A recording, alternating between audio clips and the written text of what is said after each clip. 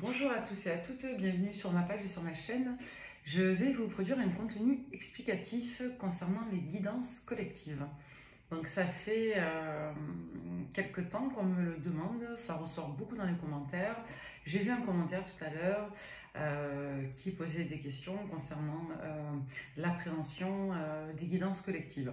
Alors pour comprendre ce qu'est une guidance collective, il est important de comprendre comment fonctionne tout bonnement déjà une guidance, c'est-à-dire en quelque sorte la voyance. Donc, on a tous nos définitions, bien entendu. Je vais vous parler en mon nom et concernant ma propre voix. Vous pouvez être d'accord ou ne pas être d'accord, et c'est un partage de regard et d'expérience.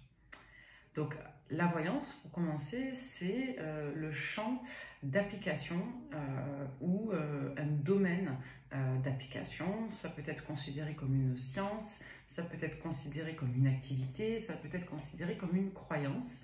Tout est relatif. Moi, pour ma part, je considère la voyance comme une science appliquée à part entière. Après, chacun est libre de ses opinions. Ce qu'il faut savoir dans la voyance, c'est que c'est une pratique, c'est un ensemble de connaissances qui vise à appréhender la réalité sous un bord un petit peu plus complexe. Ce que nous vivons, nous, êtres humains, dans la matière, sur les plans de la 3D, troisième dimension, est très en lien avec notre faculté de perception. Donc ça, c'est une des premières croyances fondamentales, c'est que la réalité se décompose en plusieurs niveaux d'existence, de cohabitation et de conscience. Les voyants peuvent et ont théoriquement la faculté d'accéder à plusieurs niveaux de conscience. Ce qu'il faut savoir, c'est que les niveaux de conscience sont en lien avec l'appréhension des dimensions du vivant et du réel. Vous avez donc, dans les théories spirituelles et dans les croyances spirituelles, plusieurs niveaux et plusieurs dimensions de vivant. Notre dimension à nous d'êtres humains, c'est la dimension de la 3D, en lien avec les plans de l'incarnation. C'est-à-dire que nous sommes régis par les lois de la matière, de la physique, en lien avec notre postulat humain. C'est-à-dire que nous vivons donc sur une planète assujettie à des lois de gravité et qui donc confèrent un certain espace-temps. Donc si vous voulez, nous avons en quelque sorte une continuité linéaire qui va du début à la fin, du passé vers le futur, de votre naissance jusqu'à votre décès. Donc ça, si vous voulez, c'est l'appréhension du plan du vivant où nous vivons tous, plus ou moins, en étant confrontés à la matière de la vie et de chacun et de nos environnements. Les plans autres, on va dire plus immatériels de vivant et de réel, eux sont plutôt en lien avec d'un côté la métaphysique, qui à mon sens englobe les croyances spirituelles, et un plan un peu plus en lien avec les croyances. Donc selon votre système de croyances, vous aurez différentes idées, différentes opinions. Ce qu'il est important de comprendre de manière générale, c'est que, on va dire que la voyance repose sur le fait d'accéder à différentes connaissances en lien avec les différents plans de réalité. Ceux que nous connaissons en lien avec la matière et ceux qui sont beaucoup plus en lien avec l'immatériel. Donc selon les croyances religieuses et ou tout simplement spirituelles, il y a d'autres formes de réalité, d'autres formes de vivant qui sont soit dans des parallèles invisibles, soit en lien tout simplement avec l'information que votre corps va porter. Le corps en spiritualité, il est décomposé en moyenne, dans les croyances classiques, de 5 enveloppes. Plus vous êtes dans la matière du 3D, dans notre plan du réel, plus vous êtes dans le corps physique. Et plus vous vous éloignez de la matérialité et plus vous entrez dans des corps invisibles et des corps sacrés. Donc vous avez le corps physique, le corps éthérique, le corps sacré, le moi, le surmoi, l'enfant intérieur. On va dire que dans les grandes lignes, voilà, votre corps physique se décompose en 5 enveloppes, une extrêmement physique et on va de la plus physique à la plus sacrée, à la plus immatérielle. Selon votre système de croyance, vous pourrez adhérer à l'idée, par exemple, que le corps se décompose par le corps physique et par l'âme, qui va être évaluée soit par une autorité sacrée, spirituelle, soit par une autorité plus en lien avec des croyances déistes, en lien avec les religions. Peu importe votre croyance, encore une fois, il est important de comprendre que votre corps est habité par une âme qui a donc une vie sur cette terre et qui part. Ce qu'il faut savoir, c'est que cette âme, en quelque sorte, elle a un ensemble, ce qu'on appelle d'antériorité, c'est-à-dire de vécu dans ses autres vies d'être humain, donc physique, si vous croyez à la réincarnation. La voyance, on va dire qu'elle vous permet d'accéder aux informations enregistrées et accumulées et quelque part ancrées dans la mémoire de votre âme. Lorsque vous consultez un praticien, vous consultez une personne qui théoriquement a accès à certaines informations, parfois beaucoup, parfois peu, inhérentes à votre âme et à votre vie ici sur cette terre.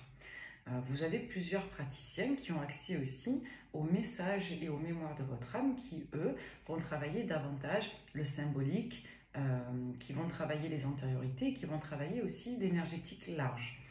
Donc vous avez un ensemble de praticiens de lumière, espérons-le, qui ont accès à des informations concernant votre âme dans son vécu, qui ont accès également à votre âme dans ce qui lui est plus ou moins réservé sur cette vie-là, donc pour le futur, et pour le passé également de cette vie-là.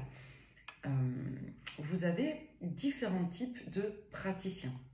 Vous avez des clairvoyants, des clairaudients, des personnes avec des canaux multiples, donc des canaux de canalisation, c'est-à-dire plusieurs modes d'appréhension de la réalité.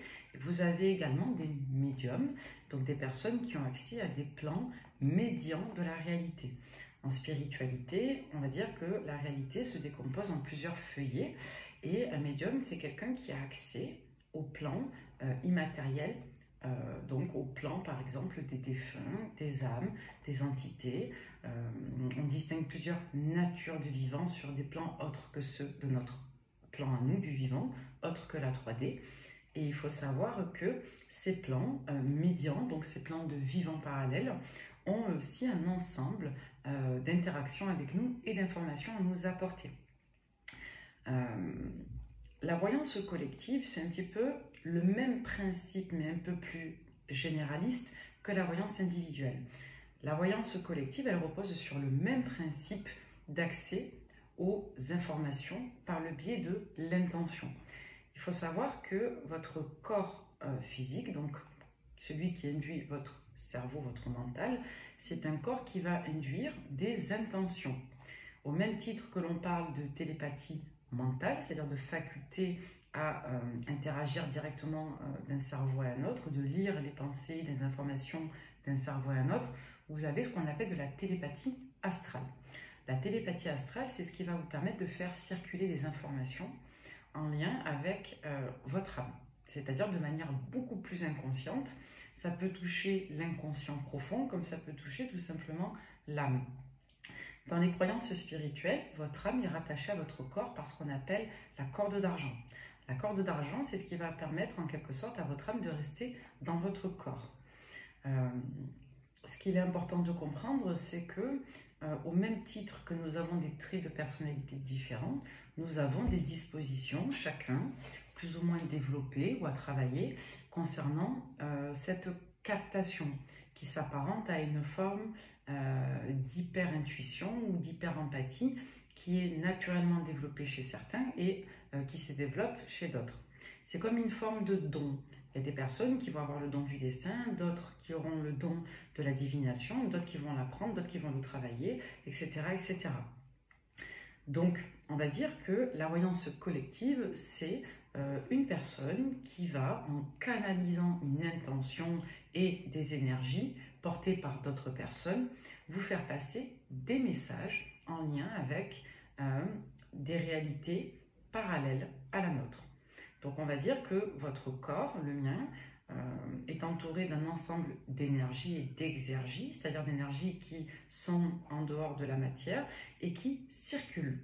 Ces énergies transportent des informations vous concernant.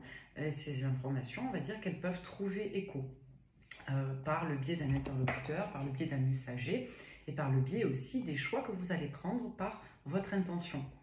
En voyance, on vous explique souvent que les libres arbitres sont décisifs parce que dans votre vie d'incarné sur la 3D, de vivant, de terrestre, vous avez un ensemble d'informations qui sont quelque part enregistrées dans votre corps spirituel, dans votre âme, et vous avez d'autres informations que vous allez emmagasiner et expérimenter dans votre corps physique.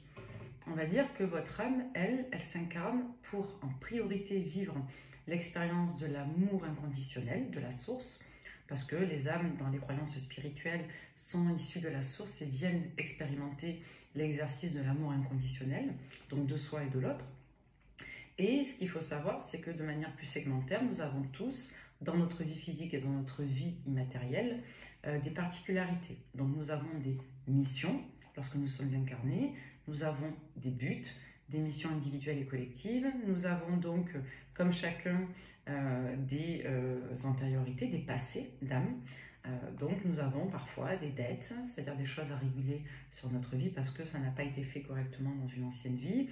Nous avons ce qu'on appelle un karma, c'est-à-dire un ensemble de sommes d'expériences que nous portons en information en nous aussi et qui va être aussi déterminant dans une synergie pour ce que nous allons vivre pour la suite. Donc c'est très important d'intégrer deux idées fondamentales. La première, c'est que la réalité telle que nous la percevons n'est qu'une expression d'un ensemble de potentiels de réel. Et la deuxième information, c'est que tout est en perpétuel mouvement. Nous avons des intentions volontaires et involontaires qui interagissent aussi avec ce qui nous est théoriquement, dans des croyances spirituelles ou religieuses, proposé dans notre vécu terrestre. Donc lorsque nous pratiquons de la voyance, nous pratiquons un ensemble de savoirs, de dispositions qui nous permettent d'appréhender la réalité de chacun. Ce qu'il faut savoir encore une fois, et j'insiste là-dessus, c'est que vous pouvez très bien utiliser des outils comme vous pouvez utiliser tout simplement une forme de canalisation. Un médium pur, c'est quelqu'un qui va canaliser uniquement par son propre biais, c'est-à-dire que son corps et son esprit deviennent canalisateurs de certaines informations.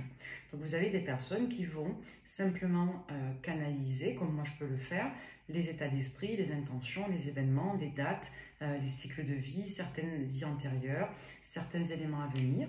Et puis vous aurez des personnes qui pourront canaliser, mais par un biais intermédiaire.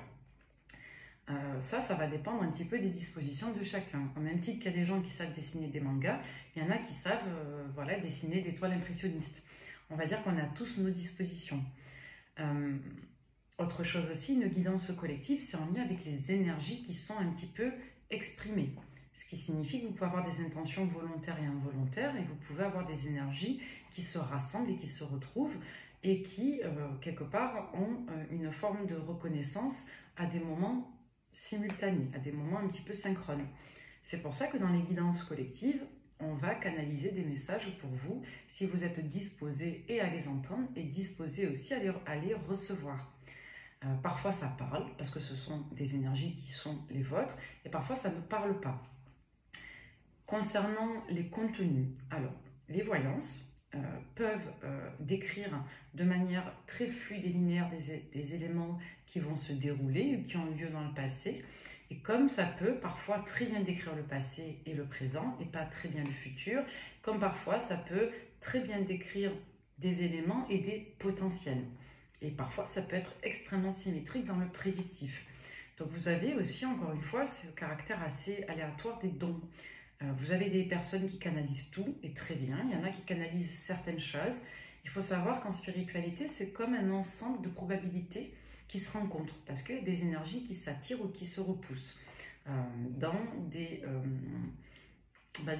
connexions un peu particulières. Parfois, on a besoin de vivre des difficultés pour se transcender. Parfois, on peut être attiré en miroir symétrique ou en miroir asymétrique, ce qu'on appelle les effets miroirs ou les miroirs inversés. J'explique souvent que c'est comme une affaire de compatibilité. Parfois, on peut être sur du 48%, 52% de miroirs, c'est-à-dire des personnes qui vivent exactement les mêmes choses et qui s'accompagnent pour les traverser. Parfois, vous avez des miroirs antagonistes avec du à peu près 20%, 80%. Donc des personnes extrêmement opposées qui sont là pour se faire travailler en effet miroir des opposés.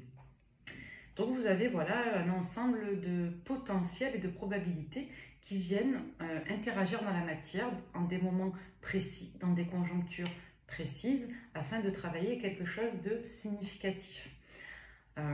Les croyances spirituelles, elles ont un abord assez métaphysique parce qu'elles induisent l'idée qu'il n'y a pas de hasard, que c'est une affaire de rencontre, d'opportunités, de synergie et de matière sur des plans différents de vivants.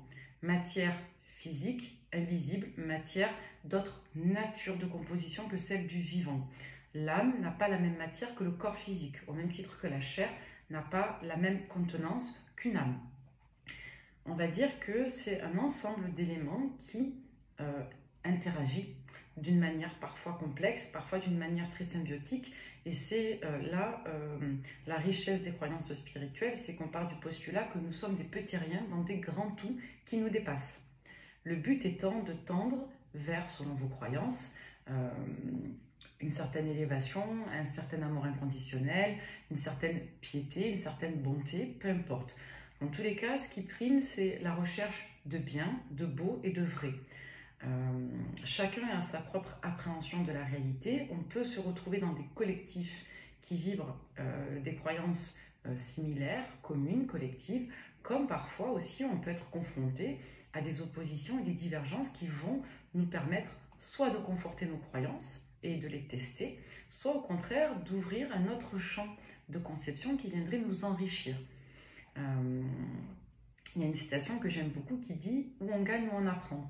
Ce qu'il faut savoir, à mon sens, c'est que les voyances collectives, en somme, sont là à un moment donné de votre vie, ou parfois souvent, peu importe, pour vous apporter des informations qui viendraient parfois faire écho à ce que vous vibrez en énergie émotionnelle ou psychologique, sans pour autant parler de prédictif, ou qui viendraient aussi tout simplement vibrer ce qu'il se dirige vers vous en matière aussi de potentiel à vivre.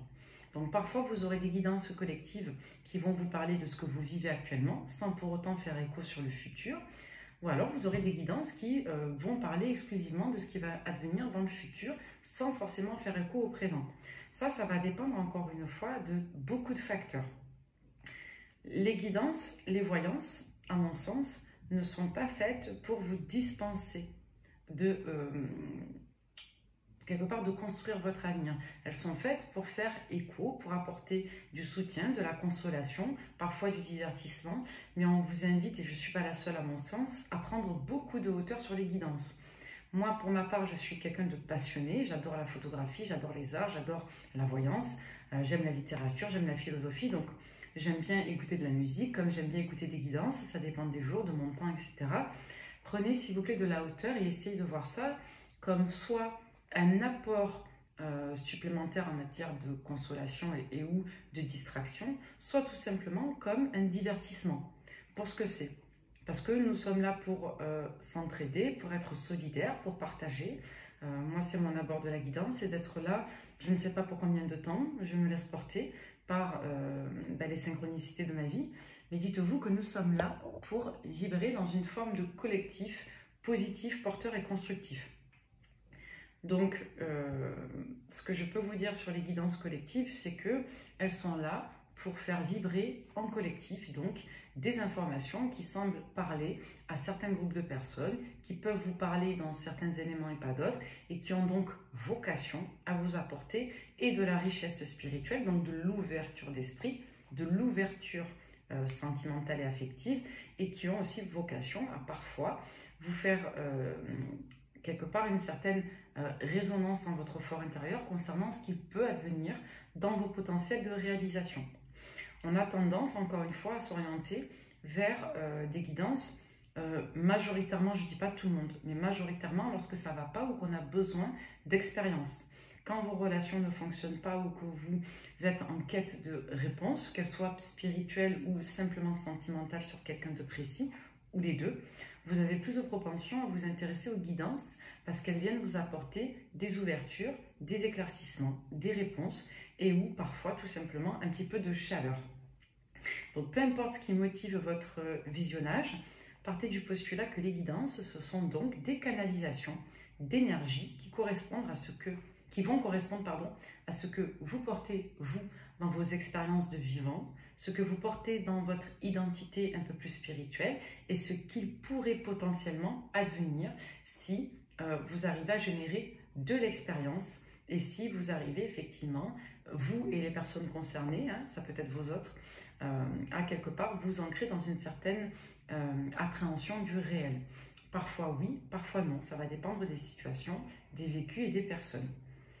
Donc ce sont des transmissions de messages, d'informations, d'énergie matérielle, immatérielle et de champs de possibles qui peuvent s'adresser à vous comme à d'autres personnes et qui sont canalisés par des personnes qui ont des dispositions théoriquement para-empathiques ou para-lucides, médiumniques, donc en ayant accès à des plans du vivant et à des vivants de ces plans parallèles, donc des défunts, des entités, des esprits angélistiques, des entités autres, afin de vous partager de la ressource constructive et nourricière. Voilà, j'espère que ce contenu vous aura plu, qu'il vous aura aidé à appréhender les guidances. Voilà, on a tous notre opinion, notre point de vue. Ceci n'était que le mien. Voilà, ce n'est que mon regard, il peut être inexact ou exact, peu importe. Le tout, c'est que ça vous permette effectivement de vous situer et que les partages puissent pour vous rester sains. Voilà, c'est super important. Moi, je le dis souvent, de ne pas prendre les gens, même si c'est pas le but initial, mais de ne pas considérer les gens comme des objets qu'on adore et que l'on doit avoir ou garder. Je sais que quand on est en manque, c'est difficile, et quand on est en attente, c'est difficile. Mais s'il vous plaît, prenez de la hauteur et dites-vous que chacun a la liberté de vivre comme il l'entend, bon comme mauvais. Ce qui va compter, c'est le fait que vous soyez dans des dispositions précieuses parce que vous êtes quelqu'un de précieux. Chaque personne a la liberté et le droit de mener sa vie comme il l'entend et de travailler sur lui ou sur elle tel qu'il le souhaite et tel qu'il l'entend. Donc, il y a vraiment une invitation très très forte à la tolérance lorsqu'on est amoureux et qu'on a des relations difficiles, parce que il y a une invitation effectivement à accepter que l'autre n'avance pas comme nous et que l'autre n'arrive pas à dépasser soit sa réalité, soit ses priorités, soit ses potentiels. Donc, soit on a à travailler, soit on a à apprendre à tolérer, soit on a à apprendre aussi des conceptions nouvelles sur la manière d'aimer et d'être aimé, et sur le fait que les relations, effectivement, lorsqu'elles sont à deux, elles se construisent et elles s'entretiennent à deux.